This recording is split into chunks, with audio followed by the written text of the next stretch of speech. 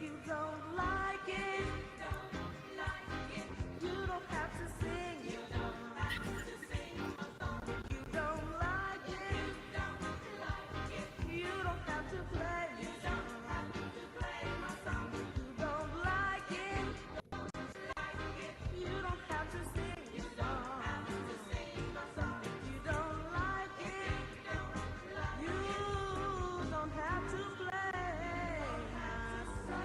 my song. I'd love to sing a song for all the children.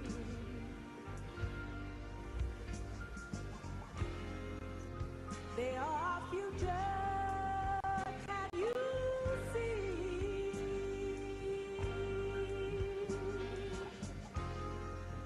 Take a little time out for the babies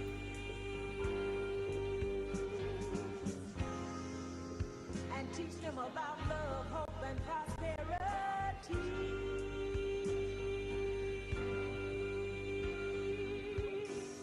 And if you don't like it, you don't have to sing my song. And if you don't like it, you don't have to play my song. If you don't like it, you don't have to sing my song. And if you don't like it, you don't have to play my song. If you don't like it.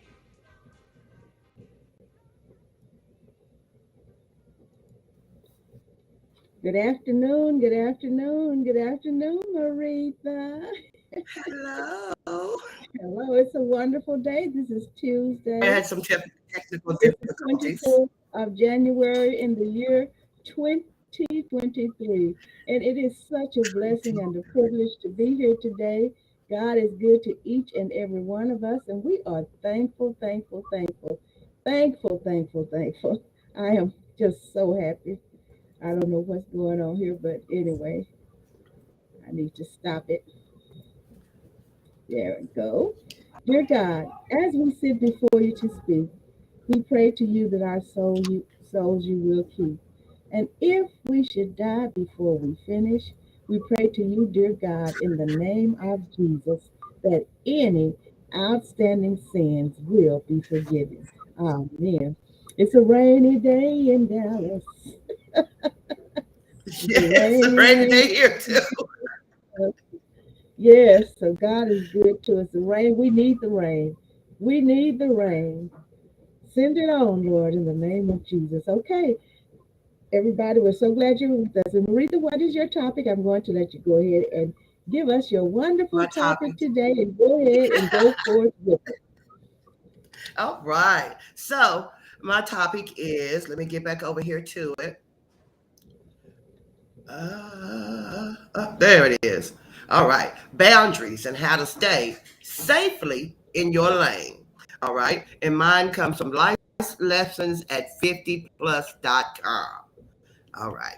So, oh, it's so tempting to veer into another lane and take up entire highways as long as nobody's in your way. Or it's so nice to inch over into your partner's side of the bed, spread out more, or even hog his or her pillow or blanket.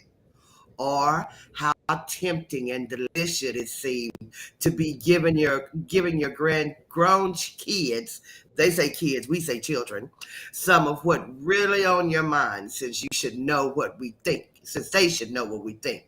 After all, we've lived longer and have such brilliance stored up for this very moment. Ha!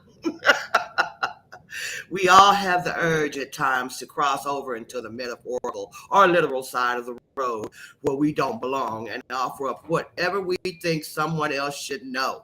How generous of us to bestow our pearls of wisdom. We always want Our it. Just, pearls of, I'm going to tell you this. I'm going to tell you this. All right. Yeah. Huh? you said pearls of What'd you say? wisdom.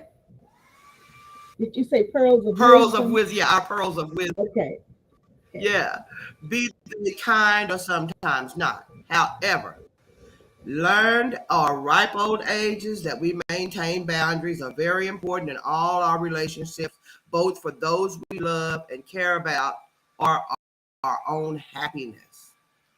We have been reminded of this countless times in the last year. First, when we read a wonderful article in the Times last October 20th entitled A Short Guide to Boundaries by Jolie Kerr about this very topic. It contains some useful, specific suggestions on how to do so, some of which they'll share below. The article got us to think about how each of us has to stay in our own lane to share advice over the phone or in person by email or text with certain friends and family members, including our kids. They say, stop.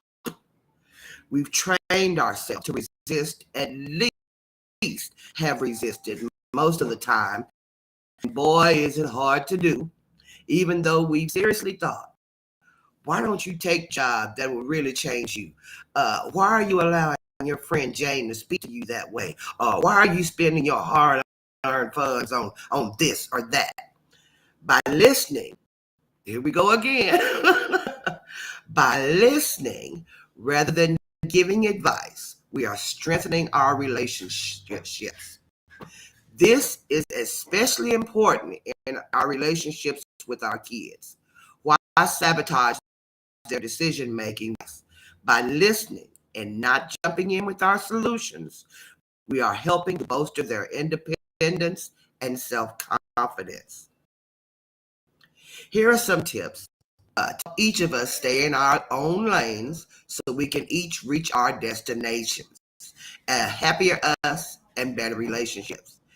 Taking detours into others' lives and lanes usually result in bumps along the way. All right, number one, ask first. Before you grab your honey's pillow or tell your friend they're gaining too much weight, ask. Try this on for size. Would you mind if we shared that pillow? Or wait, may I share a concern? May we talk frankly about concerns me about your health? You know, it's ways to say things. It's ways to go about it. If you want to share. If, okay, you may get a no. If so, move forward with that. Or sometimes you'll get a maybe or even a however, a warning. Just because you speak your mind with permission doesn't mean the person will take your advice or like it. Sometimes relationships do crash and burn. All right. Number two, slow down and think before you speak.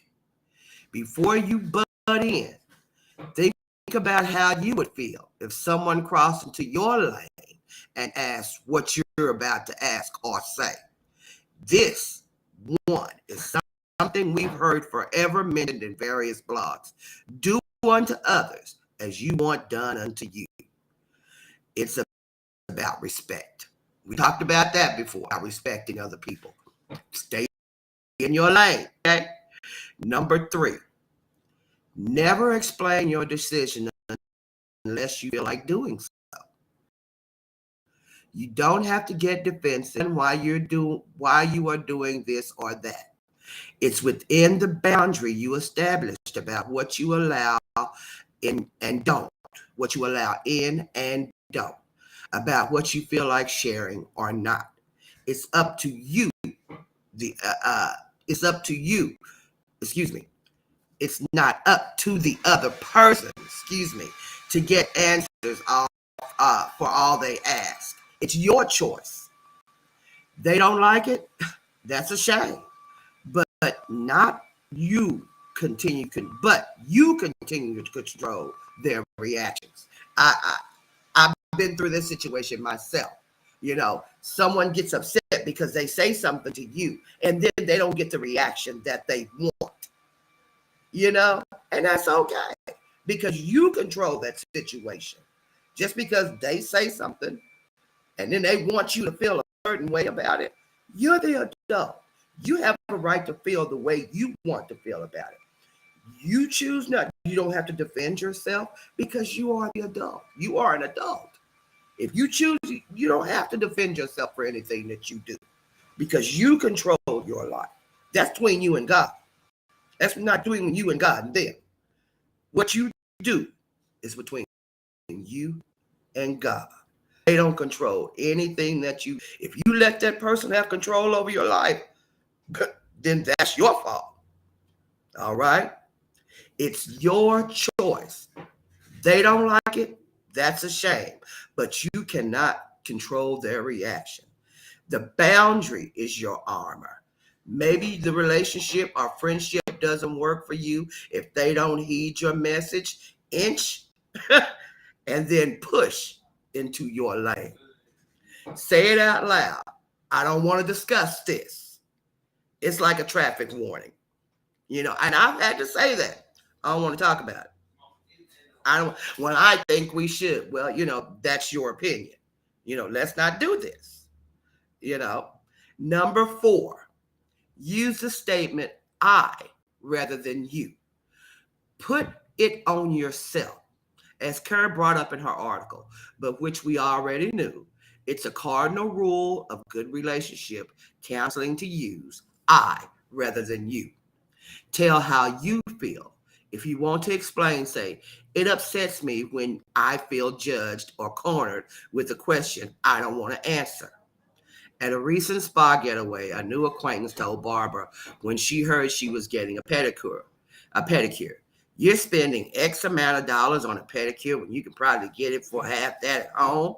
Well, Barbara replied with a smile, yes, and left it at that. She set a boundary that was essentially sending a message. This is not up for discussion. It's my decision. When feeling cornered or judged, don't engage. Either cut off the conversation as Barbara did, change the topic, or leave the room. You do not have to explain yourself. All right? You're an adult. If they don't want to treat you like an adult, then you know how to cut it off. You're spending X amount. Yes. You make X amount of dollars. You can spend your money how you choose to. You can put in your home what you choose to. You can drive what you choose to. It's up to you. It's nobody else's decision. You make yourself comfortable. You do what you feel is best for you. If someone else doesn't understand, oh well, they can kick rocks, because if they're your true friend, if they mean you well, they will wish you well. Oh, that's good, honey. That's good. That's good for you. God bless you with that. You have to watch people. Everybody that say good don't mean good. So you just watch out for you. You can still wish them well, but you can wish them well from a distance. All right. Keep all in perspective. A small fraction, such as telling someone you don't care for their lipstick color when they didn't ask you for your opinion, is rude, but not a hanging offense. If you, it's how you say it when you're putting it in your 2 cents. You could say, "Oh, that's a pretty color, but I really like the red shade you wore last week with that sweater." It's not what you say; it's how you say it sometimes. All right. The reverse applies if you're telling a person how they should act in a situation, perhaps, and handling their child's issues when not asked, and you having all the information to make a judgment is a misstep. If someone fails to heed your boundaries, it might be time to say something. If they don't hear you after repeated attempts, consider trying one last time. If that doesn't work, think about taking a break from the relationship or ending it. If you repeatedly tell this person, hey, look, leave that alone. I've been through that too. Leave that alone. Hey, that it's not funny. It was cute the first time you said it. We laughed it off. Okay, but now you're getting on my nerves with it. It's not funny. Oh, I'm just joking, girl. Well, I've told you it's not funny. It's a sore spot with me. So if that person keeps on, that's a dig at you. That's a dig at you.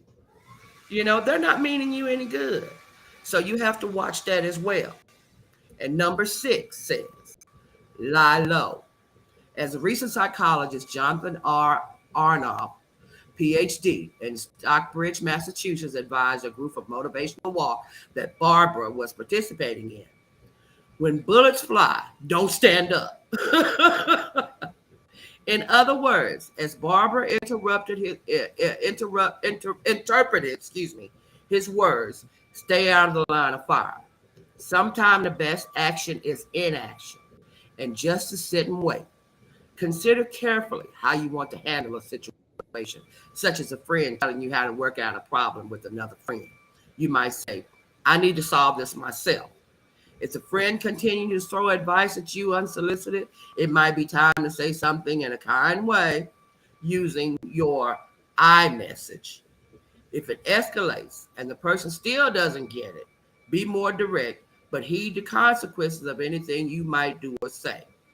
Silence works too. You can always respond later. Better to do so verbally rather than in emails or texts that can be misinterpreted. You know, I tell some of my friends I don't like a lot of text. I don't like a lot of text because you can misinterpret what text say. I could say, and a person could be like, they say, "Hey, what's up?" It can be misinterpreted. You send voices. I like the way you send voice messages to say you'll record it and send it to us, and I like that because it's personal, and the inflections and your tone, we know what you mean when you say it. you know so it's not misinterpreted. Sometimes a text and an email, and then that person can take that text, send it to someone else, and they're going to read into it what they want to read into it. So you have to be careful. It's just the same way with letters. That person is going to take in that letter or that text and interpret it how they want to interpret, especially if they have a chip on their shoulder. So you have to be careful what you write down or what you text to someone when you're texting. Number 7, be true to yourself. If you fear repercussions of stating directly how you feel about someone, not respecting your boundaries, don't give in to them. Just to keep the peace. No one likes to be trampled. But most important, stick to your values. It's your lane, not theirs. And number 8, practice what you preach. The same message applies here. Try to do unto others as you want them to do unto you. Respect is a two-way street.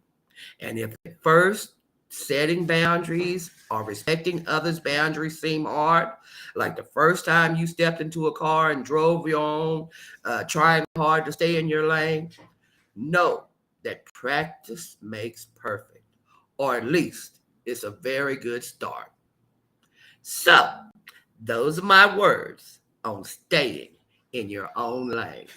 And I try to stay in my own lane. When I was younger, I did, I had a big mouth. I ain't gonna tell no story about it. I had a big mouth. Especially when it came to certain people talking around me and me hearing things that they were saying, and I would butt in and put my 2 cents worth in, just like most people did when they were young. We're gonna butt in, we're gonna get our little in there. I've learned over the years that it's best just not to say anything at that moment. Because first of all, you're not talking to me. Okay? You're not talking to me. Even though I may know the truth, the version of the truth that I know, I could be standing right there when this happened. And you over here looking on the inside, people telling you, I could be, but it's not my place. Unless, now sometimes it depends on the situation. Because if you're talking about one of my people, I'm going to tell you right then and there. No, we're not going to do this. But it depends on the situation. I have learned to just stop and just go on it. You gonna do you. I'm gonna stay right here in my lane. Like I said, unless it concerns one of my people. Then we're gonna have to get down what to get down. because we're not going to go that way. We're not going to go that way, you know. But I did back in the day when I was young. Yeah, I talked and I did a lot of things, but I had learned to just woo side out, and by listening, I learned a whole lot more, especially about the people who were doing all the talking.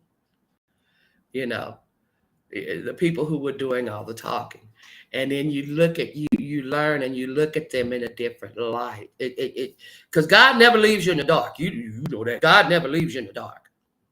He never does. And if you would just stop. It doesn't even take long either. He will show you, and it's not always what you want to see, but he ain't gonna leave you in the dark. That little light will pop on. Beep. Ooh, there it is. But you learn. And believe me, I have learned, I have grown, I have been thankful. I haven't liked everything, I haven't liked it, but I was thankful because he opened my eyes. He made me wiser, much, much wiser. And I'm happier for it, you know. So it is what it is. Stay in your lane. Stop crossing the street. Yeah, you can look over there and see it, but you just stay over there. Sometimes it's best. Stay in your lane. Thank you. I can't hear you. I can't hear you. Okay. I had my mic off. Thank you. I Enjoyed can it. see. Enjoyed it. Wonderful, wonderful, wonderful. And we have, that's so wonderful. We have Brother Lewis McCollister. We have Sister Eleanor, Sister Yolanda. We have Hello. Jennifer Hi. with us today. Thank you so much. And they're ready for these comments in here too. Brother McCollister said, real talk. Hey, look out now. He said, woo. And then he said, you go, girl. Thank you. Eleanor said, hello, my sisters. And Jennifer's watching. And she said, hello. And Yolanda Hello, said, good baby. afternoon.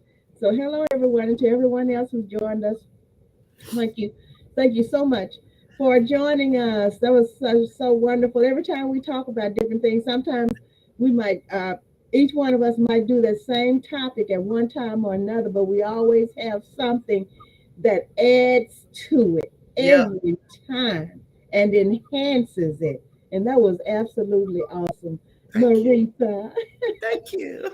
Oh, yes. And I'm going to talk about grief. It's, oh my God, it's something. And you grief, everybody grieves in a different way. And I think about grief, and I think about us as a family when we were all still here, all of the children, the siblings. And I wanted to record each one and have them to tell me their feelings after mom and daddy left us, because we all grieve, but we all grieve in a different way. It's all different. It's different, but I never did get a chance to do that.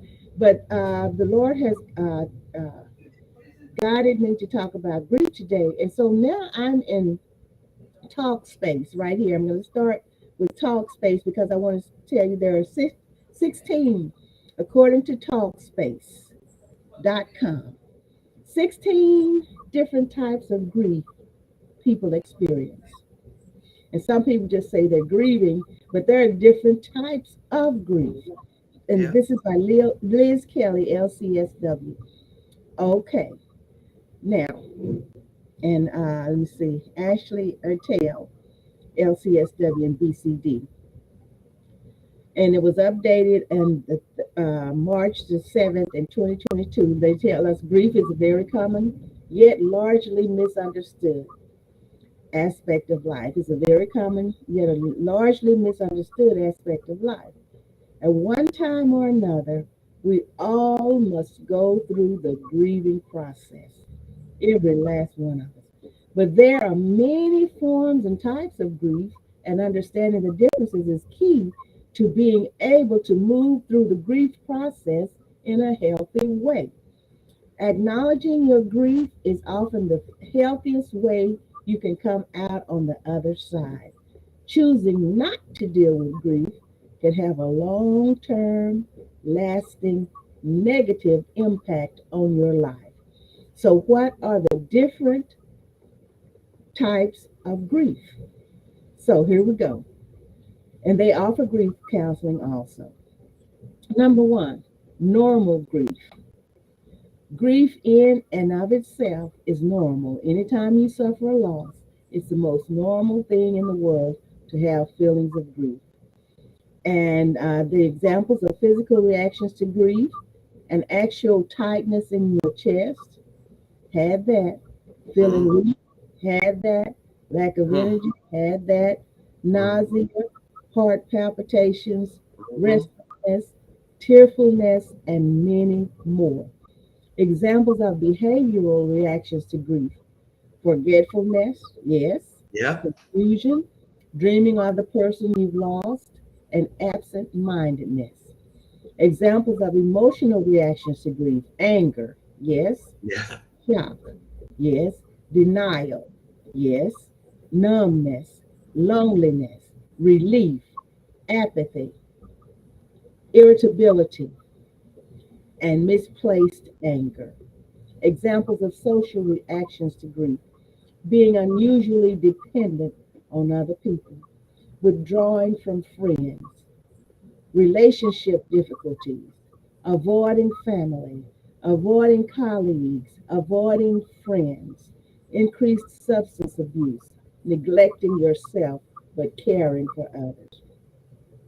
Grief can feel like such a difficult topic because of the weight of the pain. It is important to remember that all living beings will, at some point, experience the hurt that goes along with the normal grief process. And I remember I experienced some grief. It's been, oh my God, I've never in my life seen someone, and this was at the funeral, grieve. And this was just that right there at the funeral, as hard. I mean, it was just continued through the whole process.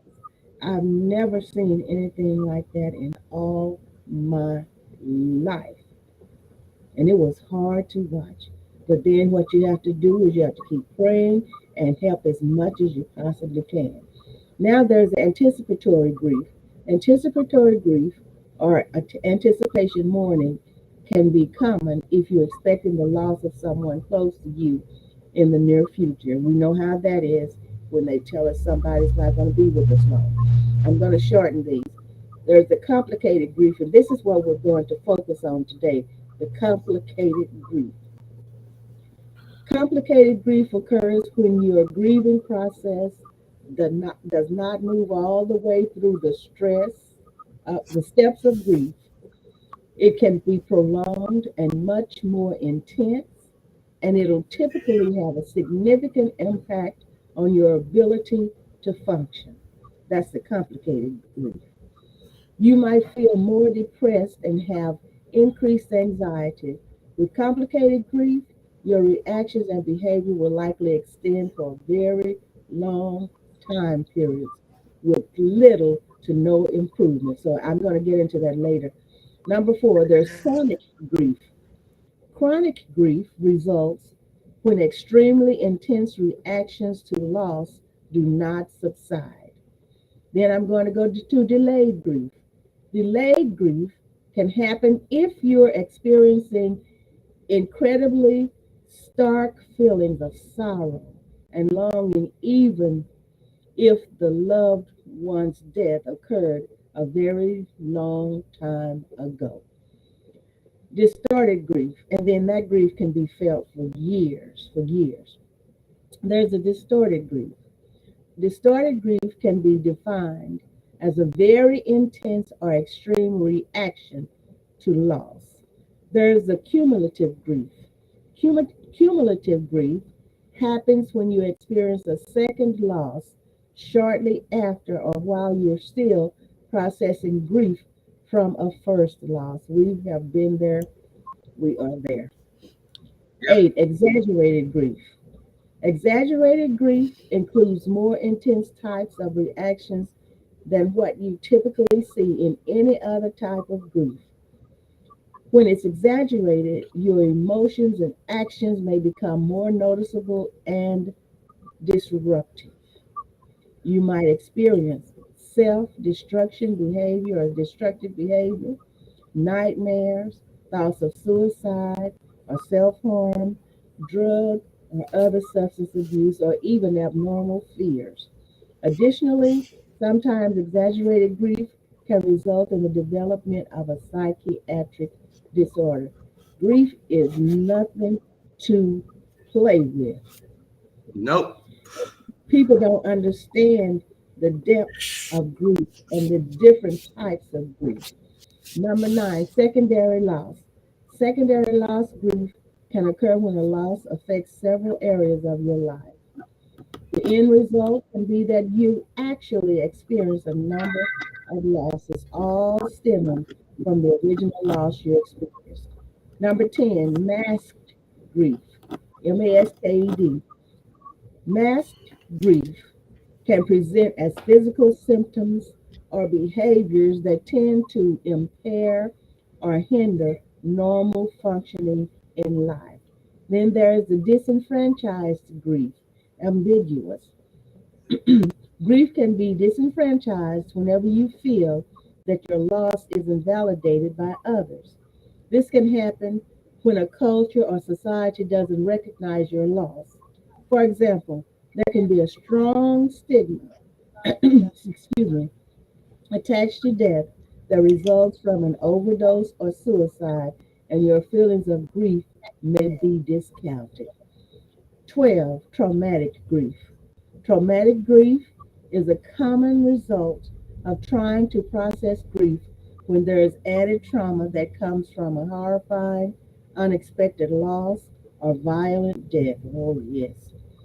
And it often is often accompanied by survivor's guilt and moral injury. It is important to seek out the help of a trained therapist if you are experiencing grief as a result of traumatic incident. 13, collective grief. Collective grief happens when a tragedy affects an entire community or large group.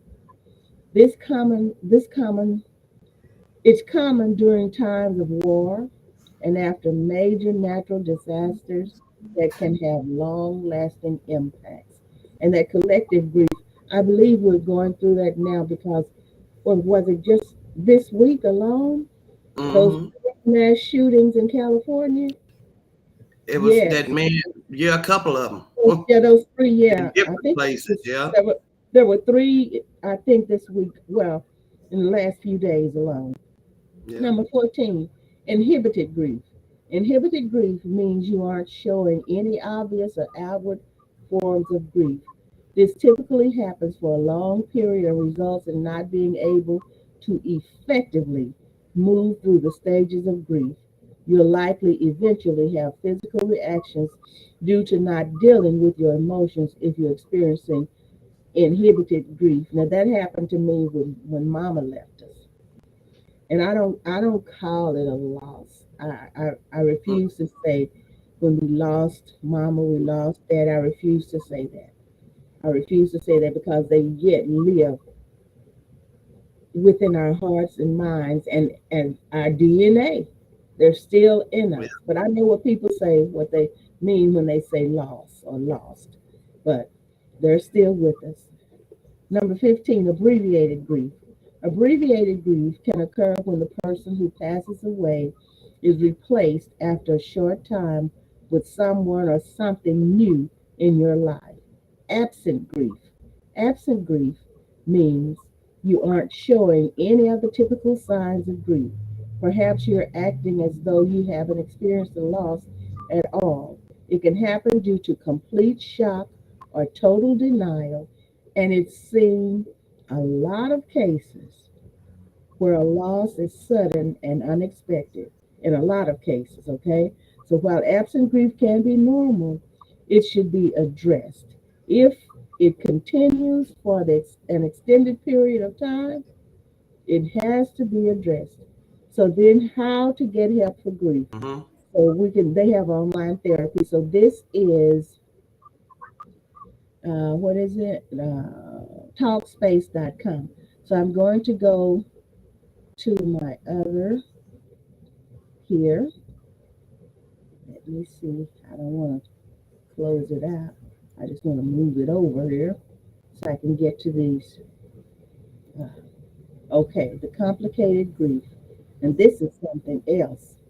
People, I mean, grief, we've experienced it. And like I said, that, what is it? The grief where you experience one loved one right after the other. Just like, Right after. especially Natalie left us in August of 2021, right? Yes. And then Bubba left us in Mm-hmm. October of Donna left us 2021. first. Donna left us in And then Michael October left us. of 20. Donna left us Mm-hmm. in October of 2020, right? Bubba left us in 2021. Natalie left us in 2021. Mm-hmm. Michael left us in 2020. Lewis Mm-hmm. left us in 2018. Yep. Danny left us in 2006. Elder Yep. Davis left us in 2007. Yep. Daddy left us in 1991. Mama left us in 1992. Yep.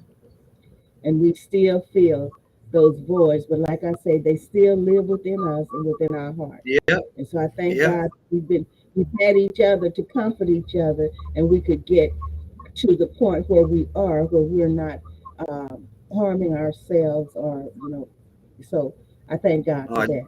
Here's an yes. overview. Here's an Mm, overview of complicated grief. Losing a loved one is one of the most distressing and, unfortunately, common experiences people face. Most people experiencing normal grief and bereavement have a period of sorrow, then there's numbness, and even guilt and anger. Because I there's a guilt that comes on. Hello, everyone. Let me see. Uh, I'm just trying to see.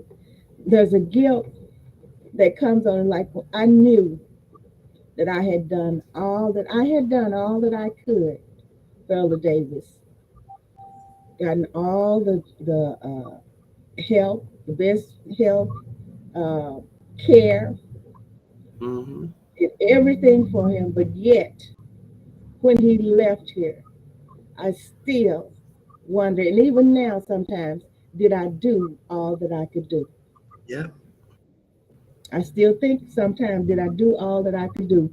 But thank God he comforts me and tells me that I had no control over it, that it was his Yeah. time. But so many people can't get that and grasp that and have contentment with the fact that there was nothing they could do because it hurts. Yep. So gradually these feelings ease, and it's possible to accept loss and Excuse me. for some Sorry. people, feelings of loss are debilitating and don't improve even after time passes. And that's true for some people. This is known as complicated grief, sometimes called persistent complex bereavement disorder. In Mm-hmm. complicated grief, painful emotions are so long lasting and severe that you have trouble in recovering from the loss and resuming your own life.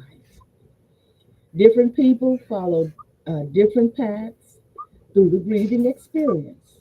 The order and timing of these phases may vary from person to person. And I am in mayoclinic.org. That's where I am, mayoclinic.org. Different people follow different paths through the grieving experience. The order and timing of these phases may vary from person to person. And so I believe that this is for God gave this to me to do today because somebody needs this. And I even Yep. need this information myself. I need the information, but somebody really, really needs this because they can see their feelings, they can see their emotions, they can see their actions in this that I'm talking about and explaining and reading Yep. here Yep. today. Grief, grief, grief. Everybody experiences grief, but no two people go through the exact E same grief. Nope. They go through the process, but with Yep. each person, it's a little different. So different people follow different paths through the grieving experience. The order and timing of these phases may vary from person to person. Just said it, didn't I? Accepting the reality Yeah. of your loss. Accepting the reality of your loss. Different paths.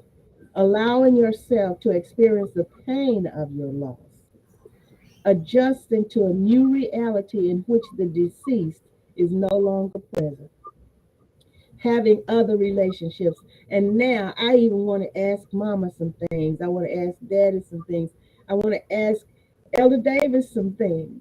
Because Yeah. the longer they're gone, some of these things seem to fade that you've talked about and Yep. things they've told you and nuggets they've given to you. I want to call Bubba Soul. I want to talk to Bubba Soul. All of them, Michael, Yep. all of them. But Yep. then I have to face the fact and I have to accept the fact that they are not here with us in person, but yet they live inside of Inside us. of us. Yep. Okay, Yep. so these differences are normal, but if you are unable to move through this is very important. Through these stages, more than a year after the death of a loved one, you may have complicated grief. If so, seek treatment.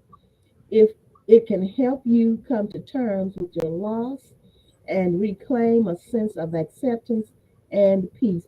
And so, we have to learn that it does not hurt. It does not hurt to get the counseling that we need at the time that we need it. Nope. It doesn't diminish you as a person. And some people can say what they want. Some people think if you get counseling, people will think you mentally ill or something like that. And Well, you are experiencing some mental things, you know, that are not good for you, but still get the help you need. yep. Get the help you need because What is that for? many people don't understand counseling and they think, well, they're going to a counselor. Yes, something wrong with her. Something's wrong with him. Don't worry about that. Get the help you need. You're the one that needs that peace of mind. You're the one that needs that consoling. You're the one that needs to be helped. Symptoms. During the first few months of a loss, many signs and symptoms of normal grief are the same as those of complicated grief. However, while normal grief symptoms gradually start to fade over time, those of complicated grief linger or get worse.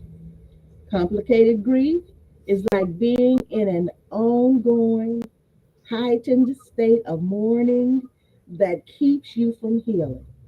Signs and symptoms of a complicated grief may include, or complicated grief may include, intense sorrow, pain and rumination over the loss of your loved one.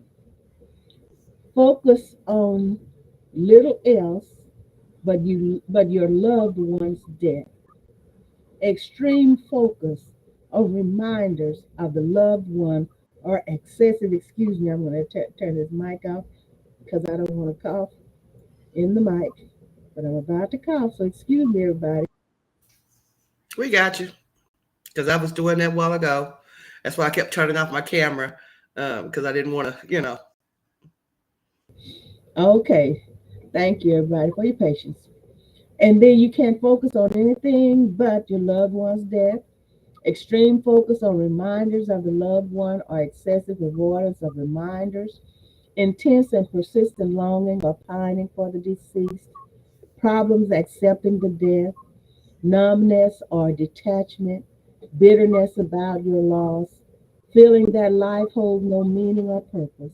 Lack of trust in others. Inability to enjoy life or think back on positive experiences with your loved one. This is some serious business right here. Mm-hmm. Complicated grief also may be indicated if you continue to have trouble carrying out normal routines, isolate from others and withdraw from social activities, experience depression, deep sadness, guilt, or self blame, believe that you did something wrong or could have prevented the death, feel life isn't worth living without your loved one, wish you had died along with your loved one. And some people are deep, deep into that. They Mm-hmm. feel like that there is no hope. So when Yeah. should you see a doctor? Contact your doctor or a mental health professional if you have intense grief and problems functioning that don't improve at least 1 year after the passing of your loved one. If you have thoughts of suicide, at times people with complicated grief may consider suicide. If you're thinking about suicide, talk to someone you Talk trust. to someone. If you think you may act on suicidal feelings, call 911 or your local emergency services number right away. Or contact a suicide hotline in the US or call or text 988. Just that simple, 988.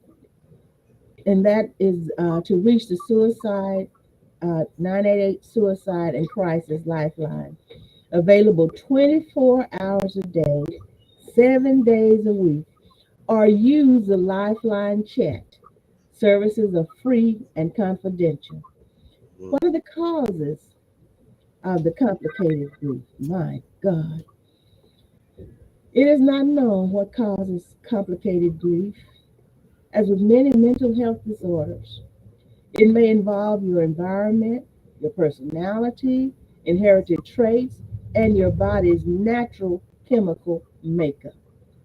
Risk factors. Because, even we know that sometimes people don't, we need to go to counseling and we need to stay there because we might not get everything solved, but we will get something solved which will help us along with Mm-hmm. other things. Because Mm-hmm. no one person has the answer, no Nope. one human being, but get some help. Now, what are the risk factors? Complicated grief occurs more often in females and with older age.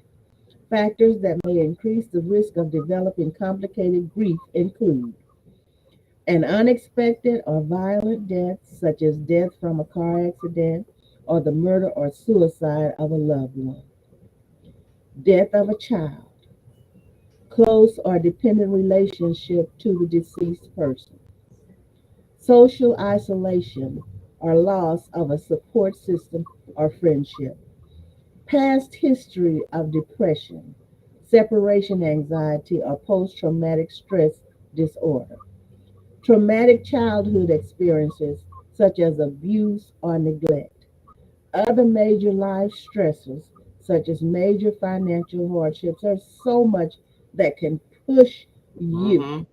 that can push you into that complicated area of grieving. Complications. Complicated grief can affect you physically, mentally, and socially Yep. without Appropriate treatment complications might include depression, suicidal thoughts or behaviors, anxiety, including PTSD, significant sleep disturbances, increased risk of physical illness such as heart disease, cancer, or high blood pressure. I'm telling you, it can affect Yep. physically. Yep. Long term difficulty with daily living, relationships, or work activities, alcohol, nicotine use, or substance misuse. It can lead to that. The complications, my goodness. For what is the prevention? It's not clear how to prevent complicated grief. See, they're being honest. This is the Yep. Mayo Clinic. It's not clear how to prevent complicated grief. Getting counseling soon after a loss may help, especially for people at increased risk of developing complicated grief. In addition, caregivers providing end of life care for a loved one may benefit from counseling and support to help prepare for death and its emotional aftermath. Okay, talking. Talking about your grief and allowing yourself to cry also can help prevent you from getting stuck in your sadness. Yep. As painful as it is, trust that in most cases, your pain will start to lift if you allow yourself to feel it. And there are Yep. tell people, don't cry, Oh, don't shh. cry.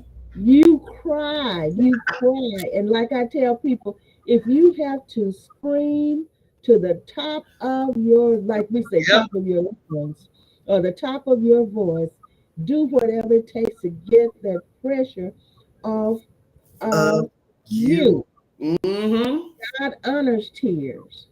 And then he said for us to weep, but don't weep as if we have no No hope. hope. So Yep. it's okay to weep. It's okay to cry. It's okay to miss your loved one. Yes, it is. People try to suppress it and suppress it and make you suppress it and suppress Yep. it. And then when that time comes, you can't console them. Yeah. The Yeah. Elder Davis told this one time, he said about that was a preacher. The Elder Davis could tell some different things, for, example. This preacher was always telling people, oh, don't take all that, you don't cry, you don't do this, whatever. I'm just kind of going around like, what are you Yeah. talking Yeah. about? And so somebody said they're gonna get him because he's always telling people, you don't have to cry, you don't have to, all that. So Uh-huh. I said, but anyway, so they decided that they were going to test him one day.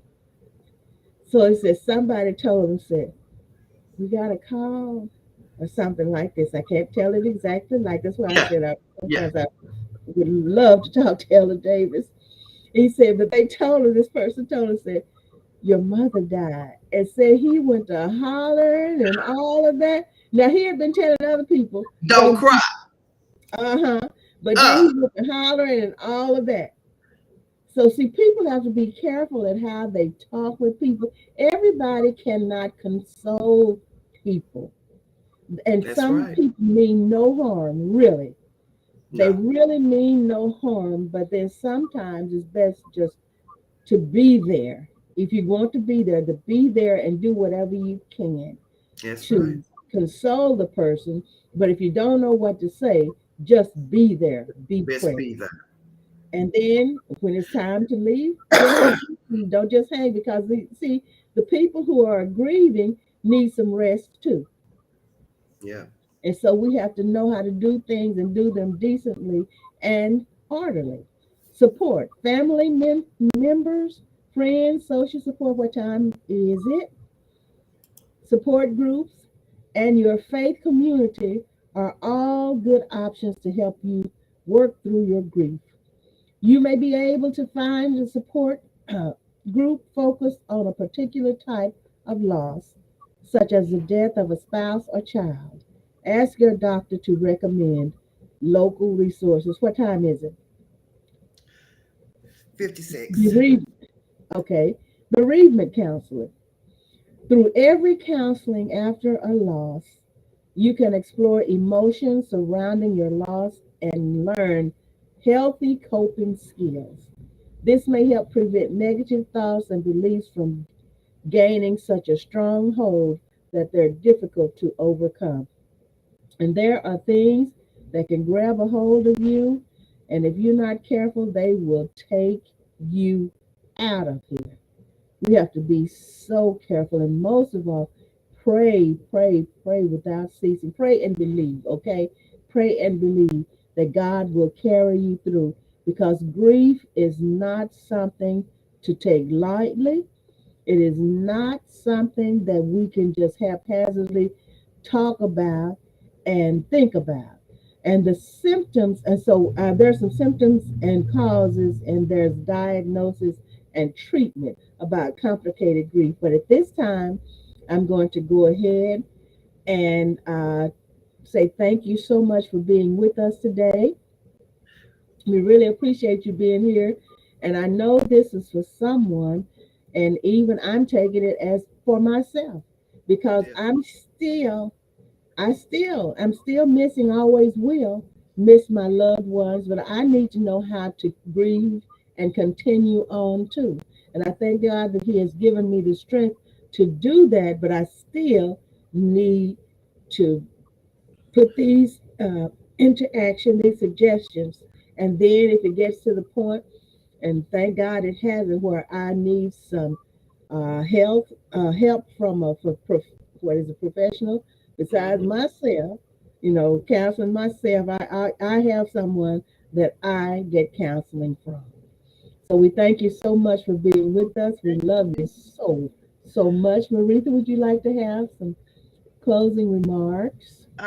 Yes, I'll just, want to say thank you everyone for joining us, and remember to stay in your lane. Don't give unsolicited advice, and be careful. Choose your battles, pick your battles. You know, battles are not always yours, and enjoy the rest of your day. All right. Love you, everybody. And you can Yeah. always call us, you can email us, you can message us through social media if you have suggestions for topics for a show. And if you would like to be a guest, let us know. Yes. Send Okay. some We love you. suggestions. Come on in with us. We love you so much, and enjoy the remainder of your day. See you soon. Today is what?